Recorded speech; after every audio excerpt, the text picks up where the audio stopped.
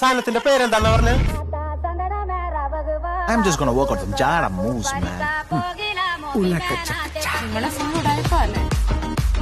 കുറച്ചൊക്കെ ഫാൻസി എന്നാലേ ജീവിതത്തിലൊക്കെ ഒരു ലൈഫ് ഉള്ളൂ.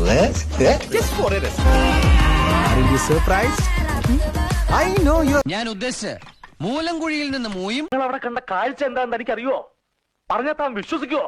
വീട്ടിൽ ചെന്ന പിള്ളേരുടെ ചോദ്യം, ഇവിടെ വന്ന സാറിന്റെ ചോദ്യം, എന്നിട്ട് ഞാൻ ഇവർ രണ്ടുപേരുടെ മുന്നിൽ ചോദ്യം ചെയ്യുന്ന പോലെ നിൽക്കുക. ഇത്തരം ചോദ്യങ്ങൾക്ക് ഉത്തരം അറിയാമെങ്കിൽ പണ്ടേ ഞാൻ കളക്ടറായനെ.